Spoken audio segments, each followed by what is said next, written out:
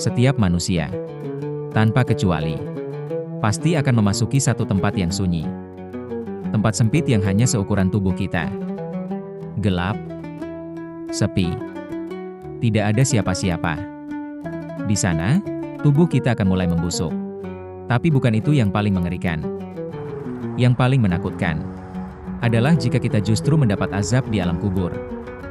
Dan yang lebih menakutkan lagi adalah ketika azab itu datang bukan karena dosa besar, tapi karena hal-hal yang kita anggap sepele saat masih hidup. Dalam video ini, kita akan menyimak 3 kisah nyata yang diriwayatkan langsung oleh Rasulullah Shallallahu Alaihi Wasallam tentang mereka yang mendapatkan siksa di alam kubur. Semoga kisah ini menjadi pengingat bahwa dosa sekecil apapun bisa berujung pada siksa yang tak terbayangkan. Rasulullah Shallallahu Alaihi Wasallam suatu hari melewati 2 kuburan. Beliau lalu bersabda kepada para sahabat, sesungguhnya 2 orang ini sedang disiksa di dalam kubur. Dan mereka tidak disiksa karena perkara besar. Sahabat-sahabatnya terdiam memperhatikan 2 kuburan itu. Rasul melanjutkan, yang satu, disiksa karena tidak menjaga dirinya dari air kencing. Maksudnya, orang ini saat hidupnya tidak menjaga kebersihan saat buang air kecil. Tidak istinja dengan benar. Tidak berhati-hati saat terkena najis. Mungkin terdengar sepele. Tapi dalam Islam, menjaga kebersihan adalah sebagian dari iman. Dan orang ini meremehkannya. Lalu Nabi meminta pelepah kurma dibelah 2. Beliau tancapkan masing-masing ke atas 2 kuburan itu dan berkata, semoga azab keduanya diringankan selama pelepah ini belum kering.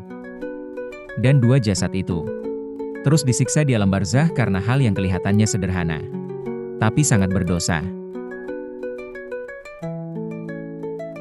Rasulullah lalu menyebutkan orang kedua yang dikubur di sebelahnya.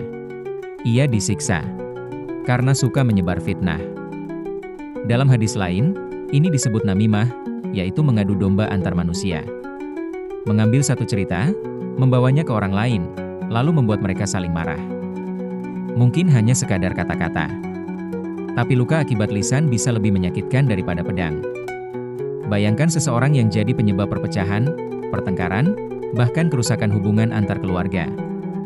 Dan dia melakukannya hanya karena senang melihat orang lain bermusuhan.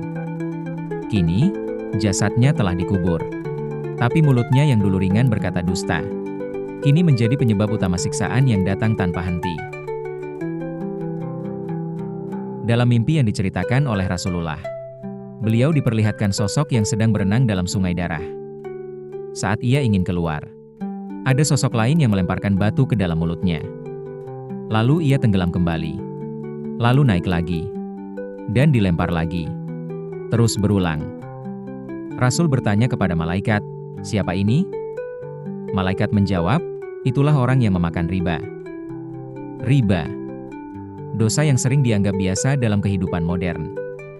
Tapi dalam pandangan Allah, riba adalah perang dengannya. Dan siapa yang berani menantang Allah, siaplah menanggung akibatnya. Sungai darah itu bukan hanya perumpamaan.